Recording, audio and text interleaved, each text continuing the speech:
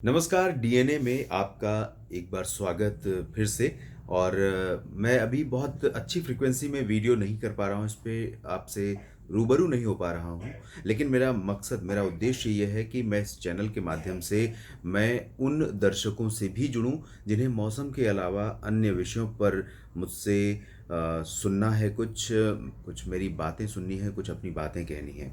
एक interactive channel का स्वरूप इसको देना मैं चाहता हूँ, जिसमें आप जब लिखें तो उस पर भी कुछ प्रतिक्रियाएँ मैं आपके साथ साझा कर सकूँ, और साथ ही साथ जिन विषयों पर, जिन मुद्दों पर मैं सोच पाता हूँ, एक नए आयाम से, एक नए एंगल से उन विषयों को आपके सामने रखने का प्रयत्न करूँ, बिना शोर-शराबे के, बिना हो-हल्ला के, बिना किसी बहुत ब्यूटिफ़िकेशन के, बहुत सिंपल तरीके से, सहज तरीके से।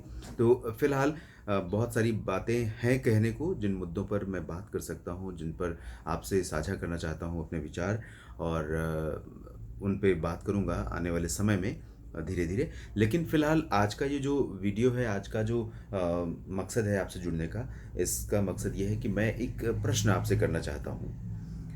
भारतीय जनता पार्टी, राष्ट्रीय स्वयंसेवक संघ और इन दोनों, Bharatiya Janata party political party है, और राष्ट्रीय स्वयंसेवक संघ सोशल ऑर्गेनाइजेशन है, जिसका भारत की आज़ादी के साथ से लेकर अब तक बहुत लंबा इतिहास है, और बहुत बड़ा संगठन है। विश्व का एक बड़ा संगठन माना जाता है राष्ट्रीय स्वयंसेवक संघ के, क्योंकि संघ के जो स्वयंसेवक हैं उनकी संख्या बहुत ज़्यादा है।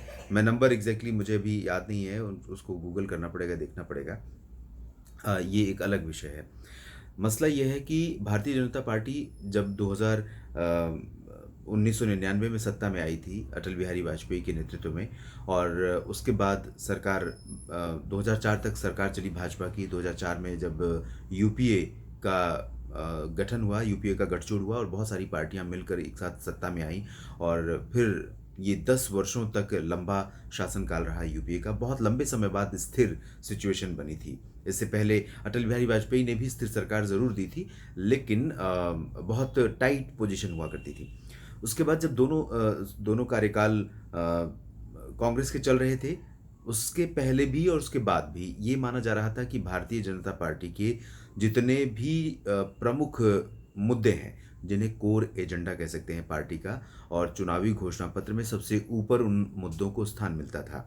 वो मुद्दे थे, अगर गिने तो कुल मिलाकर 4-5 मुद्दे थे, जिसमें राम मंदिर का मुद्दा था, धारा 370 को जम्मू कश्मीर और लद्दाख से हटाना था, साथ ही साथ समान नागरिक संहिता का मुद्दा था, और इसी तरह से ट्रिपल तलाक का मुद्दा था, और नागरिकता संशोधन एक इशू उनके साथ जुड़ा रहता था, कि बाहरी जो लोग हैं उनको हम बाहर भेजेंगे, जो देश के हैं उनको ज़रूर देश में जगह मिलेगी। और साथ ही साथ ये माना जाता था कि ये जो भारतीय जनता पार्टी है, राष्ट्रीय स्वयंसेवक संघ है, ये हिंदुत्व के लिए सोचते हैं, और हिंदुस्तान में हिंदू धर्म, हिंदुत्व के बारे में बात करते हैं, और इन्हीं का हित चाहते हैं, इन्हीं के हित को, इन्हीं के एजेंडे को आगे बढ़ाना चाहते हैं। 2014 में जब नरेंद्र मोदी के नेतृत्व में चुनाव लड़ा गया, उस दौरान भी ये मुद्दे थे, और उस दौरान भी ये कहा जा रहा था, तमाम चैनलों पर चुनावी पंडित और बड़े-बड़े राजनीतिक विशेषज्ञ ये बात करते थे कि ये सिर्फ़ और सिर्फ़ एक चुनावी एजेंडा है। इस साल भी है, और 5 साल बाद जब चुनाव होंगे, उस दौरान भी चुनाव के घोषणा पत्र में छापे जाएँगे। बात बिल्कुल ठीक थी। बहुत समय तक आम लोगों को भी ऐसा लगने लगा था कि ये चुनावी मुद्दे हैं, और चुनाव जीतने के लिए भाजपा इन मुद्दों को ले आती है, ताकि हिंदुओं की भावनाओं को भड़काकर उनके वोट लिए जा सकें। लेकिन जब ट्रिपल तलाक, नागरिक सीएए, और साथ ही साथ धारा 370, और सबसे महत्वपूर्ण मुद्दा था, हिंदुओं के लिए सबसे बड़ा भावनात्मक मुद्दा था, राम मंदिर का निर्माण, जो कि जिसके लिए कि रास्ता साफ हो चुका है, निर्माण कार्य शुरू हो चुके हैं। जब ये दोनों सिचुएशंस सामने, तीनों चीज़ें सामने आ गईं, ट्रिपल तलाक के खिलाफ भी कानून बन गया, तब लोगों के मुंह पर ताला लग गया कि ये बीजेपी और राष्ट्रीय स्वयं संघ के सिर्फ चुनावी एजेंडे नहीं थे, बल्कि इन पर इनको काम करना था, इंतज़ार सिर्फ सही समय का था। जब सही समय आया, इनके जो रणनीतिकार हैं, उन्होंने सारी चीज़ों का आकलन करने के बाद सही समय पर सही कदम उठाने के लिए सरकार को सुझाव दिए होंगे। संभवतः पार्टी में जिस तरह होता है और राष्ट्रीय स्वयंसेवक संघ से भी माना जाता है कि भाजपा को शासन करने के लिए सुझाव मिलते रहते हैं। तो इस तरह के जब सुझाव मिले होंगे और उन्होंने उसको अप्लाई किया, और सबसे अहम बात ये रही कि जिस समय इन मुद्दों को अप्लाई किया गया, अगर धारा 300 अगर सीएए को छोड़ दें, तो बाकी जितने भी मुद्दे रहे, उनको बहुत ही सहजता से ये लगाने और एग्ज़ीक्यूट करने में, और साथ ही साथ उसमें किसी भी प्रकार का बड़ा विरोध होने की किसी तरह की गुंजाइश पैदा होने की सिचुएशन इन्होंने नहीं रहने दी। तो बहुत स्मार्टली इन्होंने हैंडल किया। एक बहुत अहम विषय है, एक बहुत अहम लॉजिक है, जिसे माना जाता है अखंड भारत। राष्ट्रीय स्वयंसेवक संघ का जब भी आप कोई साहित्य देखेंगे, तो उसमें देखेंगे कि अखंड भारत में पूरा का पूरा अफ़गानिस्तान, पाकिस्तान, यहाँ तक कि ईरान का कुछ हिस्सा, और साथ ही साथ भारत, नेपाल, ये सारे क्षेत्र एक भारत में दिखाए जाते हैं। और ये बहुत खुलकर इस पर कोई बात नहीं करता है, लेकिन मोटे तौर पर यह माना जाता है कि अखंड भारत का एजेंडा राष्ट्रीय स्वयंसेवक संघ और बीजेपी का एक बड़ा मामला है, बड़ा मसला है।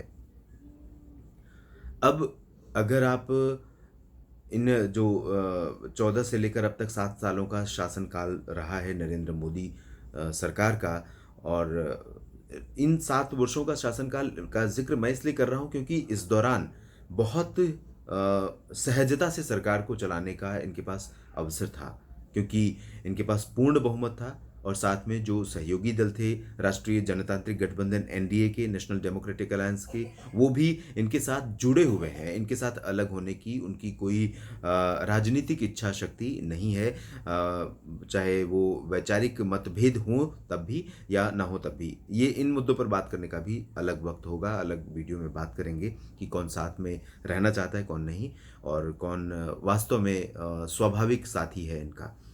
क्योंकि शिवसेना के अलग होने के बाद तमाम तरह के भ्रम टूट गए थे। शिवसेना को एक कट्टर हिंदूवादी पार्टी माना जाता था, लेकिन शरद पवार की पार्टी, राष्ट्रवादी कांग्रेस पार्टी, कांग्रेस, इन सभी के साथ मिलकर के उद्धव ठाकरे ने सरकार बनाई महाराष्ट्र में।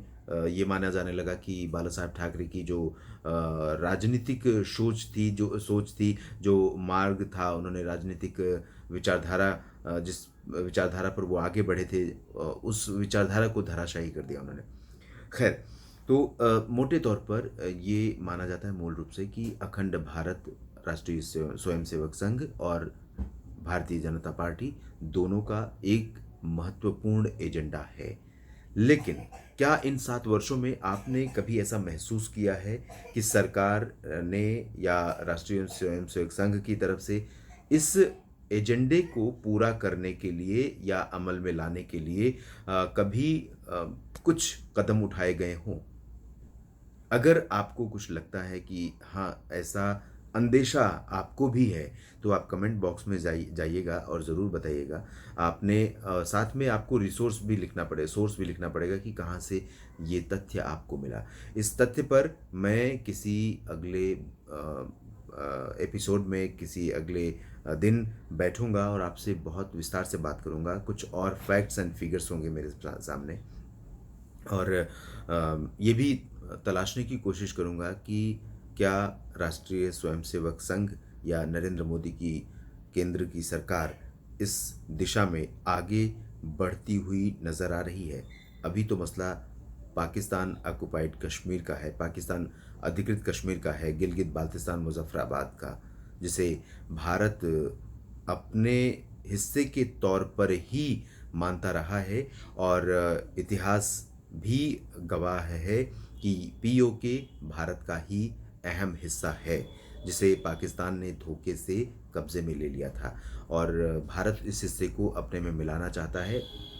एक बड़ी बाधा चीन के रूप में ज़रूर नज़र आती है, लेकिन चीन को किस तरह से साइडलाइन करना है, पाकिस्तान से चीन का जो पाकिस्तान में इंटरेस्ट है, उस इंटरेस्ट को कैसे ख़त्म करना है, इसका भी तोड़ निश्चित रूप से हमारे देश के बड़े रणनीतिकारों के पास होगा। तो ये सब हिंदुत्व से, ये सब बाकी जो छोटे-छोटे मुद्दे से, उन सब मुद्दों से बहुत बड़े मुद्दे हैं। पाकिस्तान ऑक्युपाइड कश्मीर को भारत में मिलाना और अखंड भारत के स्वप्न को साकार करना। खैर, ये सपना साकार होगा कि नहीं, ये सरकार कितना आगे उस पर बढ़ेगी, अभी तो मसला ये भी है कि 2024 में माफ़ कीजिएगा 2024 में ये सरकार जब आएगी सॉरी 2024 में जब चुनाव होंगे, तो क्या इस सरकार को फिर से इस पार्टी को फिर से सत्ता में आने का मौका देश की जनता देगी? ये भी अभी एक मसला है। ये सब देखने वाली बातें होंगी, लेकिन बहुत स्थायी विषय है, बहुत बड़ा विषय है और ये दुनिया को हिला सकता है, ऐसा विषय है। इसी वजह से शायद अभी इस पर कोई बोलता नहीं है।